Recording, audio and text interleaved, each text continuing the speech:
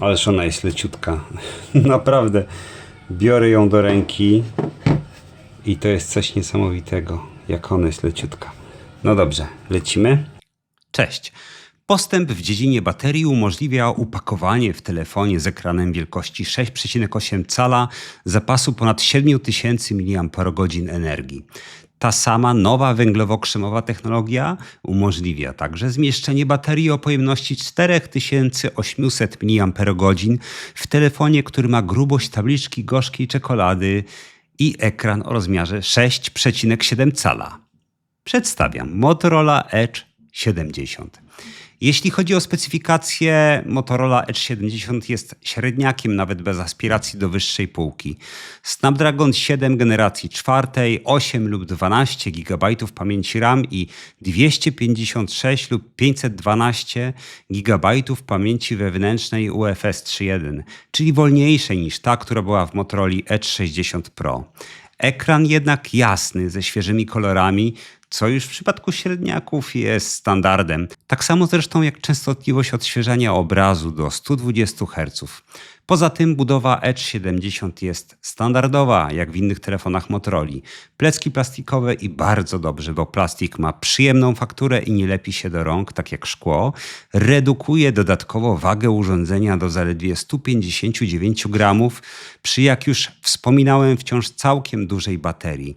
4800 mAh to wartość wystarczająca do spokojnego korzystania z tego telefonu przez cały dzień, biorąc pod uwagę to, że jako odsiecz mamy możliwość szybkiego ładowania z mocą do 68 W.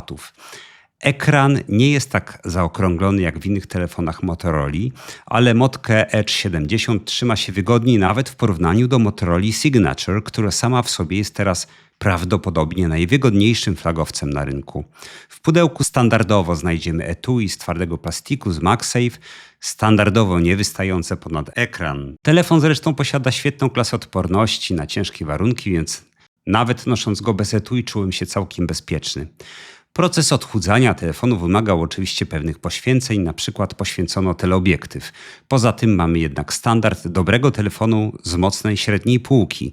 Główny obiektyw z sensorem o rozmiarze 1:1,56 cala. Obiektyw szerokokątny ma natomiast sensor o rozmiarze jak w mocnych średniakach i flagowcach, czyli 1:2,76 cala.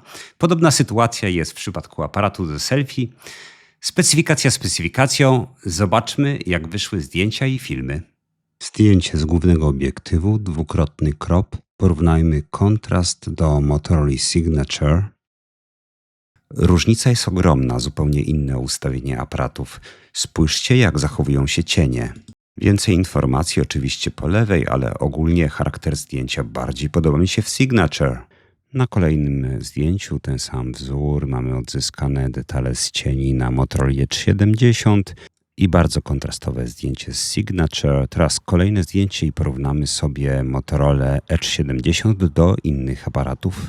Vivo X100 Ultra po prawej, porównajmy szczegóły. Vivo ma ich więcej, to teraz Motorola Signature po prawej. Szczegóły. W słońcu takie same, ale Signature gubi je oczywiście w cieniach.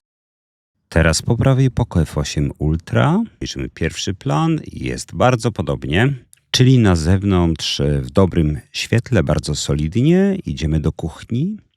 Oświetlenie naturalne, całkiem dobre, bo to pogodny dzień. Zajrzyjmy od razu w przyprawy. Nieźle to wygląda, jest dużo detali, jest gładko. Porównajmy teraz po prawej Motorola Signature, która jest zdecydowanie bardziej ostrzona. Tutaj mamy bardzo podobne obrazy. W bardziej zaciemnionym miejscu Signature wyrzuca dużo więcej artefaktów, bez jakiegokolwiek zysku dla szczegółowości. Teraz po prawej Poco F8 Ultra. Nie widzę większych różnic. W tym miejscu także. Vivo X100 Ultra po prawej. Widać lekką przewagę. Tutaj także obraz jest trochę bardziej szczegółowy. Natomiast w bardziej zacienionym miejscu wydaje mi się, że Motorola ma lepszy obraz. To jeszcze po prawej zdjęcie z iPhone'a 17. Zdjęcie zrobione w podobnie pogodny dzień. Motorola ma zdecydowanie bardziej gładkie zdjęcie. Ta różnica powinna nam się potwierdzić w nocy, kiedy jest większa kontrola nad tym, jakie jest światło. W takich warunkach, jak widać, żadnych problemów. Po prawej Vivo X100 Ultra, porównajmy szczegóły. Vivo ma ich zdecydowanie więcej, podobnie Poco F8 Ultra. Motorola Signature też pokazuje przewagę. Galaxy S25 po prawej, sensor tego samego rozmiaru co w Motorola Edge 70, ale mniej AI. Także mniejszą ingerencję widać w Motorola Edge 60 Pro, co wychodzi jej na gorsze oczywiście. Natomiast zupełny brak AI w zdjęciu z Galaxy S25 Ultra. Testuję teraz w kuchni obiektyw szerokokątny.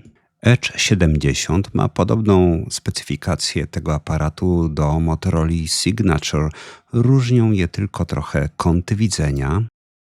Motka Signature ma 122 stopnie, natomiast Edge 70 120 stopni.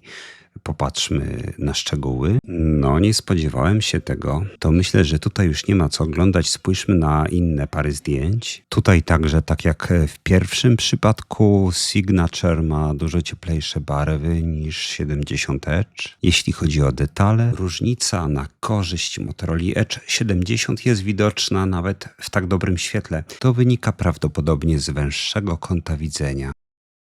Teraz po prawej Vivo X100 Ultra. Vivo trochę szerzej patrzy i ma bardziej plastyczne zdjęcie. Porównajmy szczegóły. Tyle samo szczegółów na obu zdjęciach, więc świetny wynik Motorola. Tak samo dobrze tutaj. No naprawdę bardzo dobra kamera. W kuchni z Vivo X100 Ultra Motorola niemalże wypada lepiej. W przypadku tych obiektywów ultra szerokokątnych jakoś warunkuje w dużym stopniu kąt widzenia. W Motorola Edge 70 jest świetnie zachowany balans pomiędzy szerokością widzenia i jakością. Bardzo dobrze. Obiektyw przedni ma dwie wartości ogniskowej do wyboru. Tutaj mamy 21, a tutaj 26. Tak czy inaczej, bardzo dobra jakość. A odcięcie tła w trybie portretowym bardzo dobre w dobrym świetle. Widać drobinki kurzu na szkle. Zobaczmy, jak to będzie wyglądało w trochę słabszym. Wciąż świetnie, a w takim już zupełnie złym? Nieźle. Nie ma się do czego przyczepić. Nuda. W 21 mm, 23 mm Motorola Signature po prawej i w tym wypadku wszystko się zgadza. Zdjęcie z motki Signature jakby delikatnie ostrzejsze, ale oczywiście mamy do czynienia z większym optycznym przybliżeniem. To jeszcze porównanie motki do Vivo w trybie portretowym. Motorola lepsza. Bardzo dobry aparat przedni. Noc zaczynamy od szerokokątnego. Podoba mi się to zdjęcie. Barwy nie są przejaskrawione. Niebo jest ciemne, tak jak powinno być. Widać, że po prawej też motka. Oczywiście Signature. Bardzo podobne zdjęcia. Przybliżam szczegóły i to wyrażenie pozostaje ze mną. Zdjęcia są bardzo podobne. Przejście do klasyki. Nieotynkowana ścianka w Rembridge. Obydwa zdjęcia są dobre. Po prawej wjeżdża Ultra 25 od Samsunga. Tutaj dałbym może Samsungowi troszeczkę lepszą notę. Szczególnie gdy wezmę pod uwagę to, że Samsung widzi trochę szerzej. Motorola Edge 60 po prawej. Trochę inny rodzaj postprocesingu, ale jakość jest podobna. Teraz po prawej Vivo X100 Ultra i mam jasność, że Motorola w nocy, jeśli chodzi o obiektyw szerokokątny, sprawuje się bardzo dobrze. Obiektyw główny na pierwszy rzut oka, bardzo ładne zdjęcie. Po prawej Poco F8 Ultra. Przybliżam lewą część kadru. Remis. W centralnym punkcie kadru lepsze wrażenie robi Poco F8 Ultra, by na ściance ugruntować swoją niedużą, ale jednak przewagę. Czas na jednocalowy sensor Vivo X100 Ultra po prawej. No nie ma wątpliwości, Vivo zdecydowanie lepsze.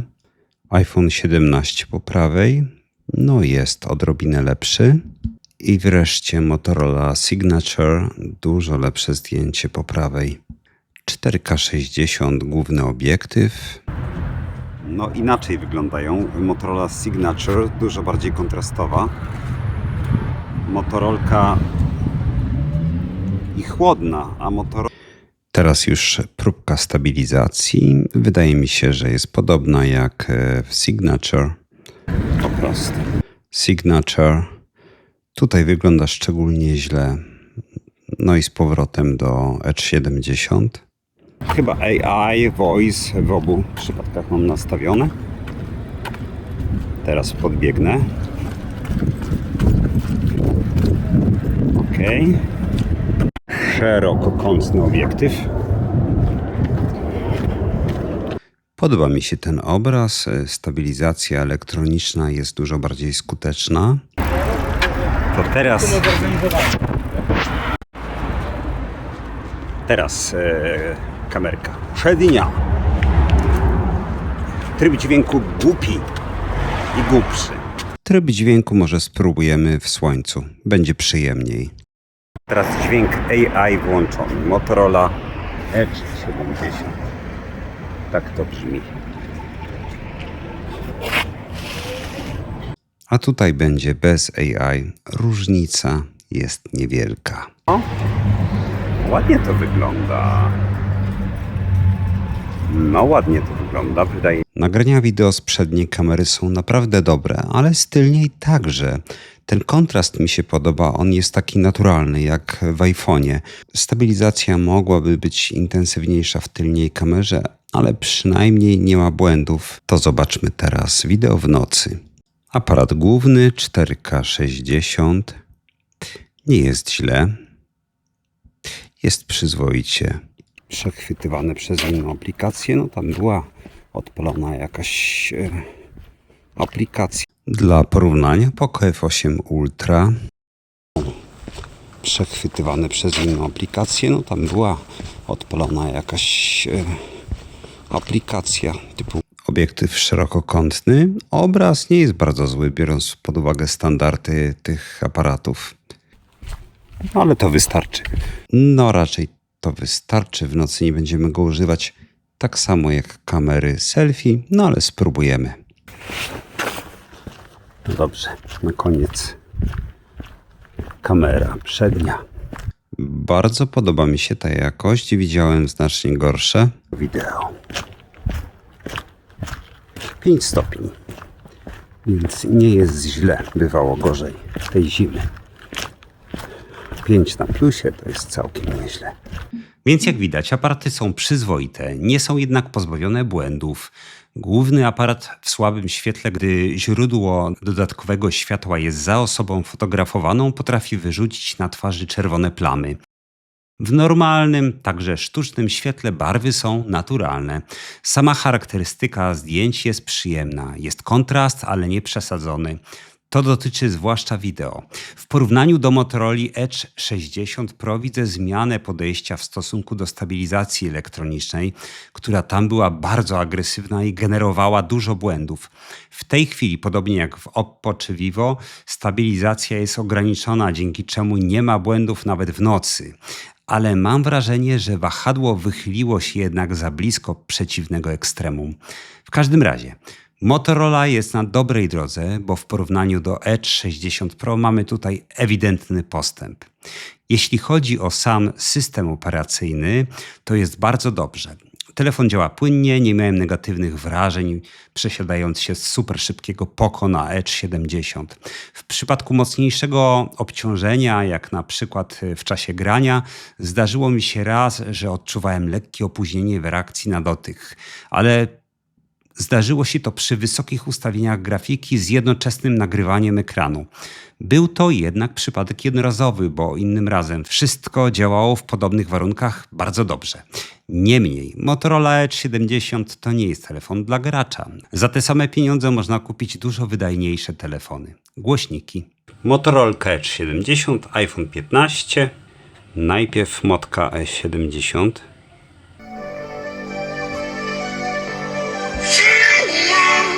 iPhone.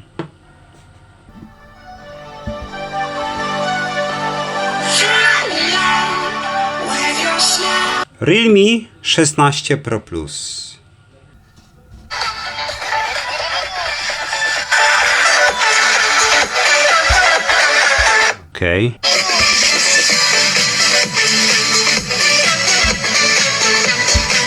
No więc tak brzmi średniak, a tak brzmi Motorola Edge 70. Jest to dźwięk ewidentnie lepszy niż w średniaku. On nie jest wiele gorszy niż iPhone 15 czy Vivo X100 Ultra. No słuchajcie, oczywiście Poco F8 Ultra to nie ma mowy, będzie lepszy. To już nawet nie będę porównywał. Wystarczy. Bateria. Wspominałem już w recenzji Motorola Signature o progu mojego bezpieczeństwa energetycznego, czyli granicy 5000 mAh. Ta Motorola ma co prawda o 200 mAh mniej, ale jednocześnie szybszy procesor, więc napięcie trzyma bardzo dobrze. Samsung i Apple dali mniejsze baterie w swoich chudzielcach. 3900 w Galaxy S25 Edge i 3100 mAh w iPhone 17R. Jeśli chodzi o inne różnice, to Samsung i iPhone mają lepszy hardware aparatów głównych, no ale widzieliście porównania. Ta przewaga, o ile się w ogóle objawi, to raczej przy zdjęciach portretowych wewnątrz, robionych na podwójnym kropie wycinkiem matrycy. Tak więc muszę powiedzieć, że Motorola Edge 70 w klasie cienkich telefonów jest dobrą propozycją, o ile będzie miała atrakcyjną cenę w porównaniu do konkurencji. Ale tu już potrzebny jest wasz research i osąd. Ja nie poświęciłbym tyle dla wygody. Gdyby była decydującym czynnikiem wyboru, kupiłbym pewnie Motorola Signature, modląc się jednocześnie o poprawki, by podkręciły HDR w zdjęciach i obniżyły kontrast filmów. Ale komfort nie jest dla mnie istotniejszy niż możliwości, więc pozostaję przy mojej cegle Poco F8 Ultra. Trzymajcie się.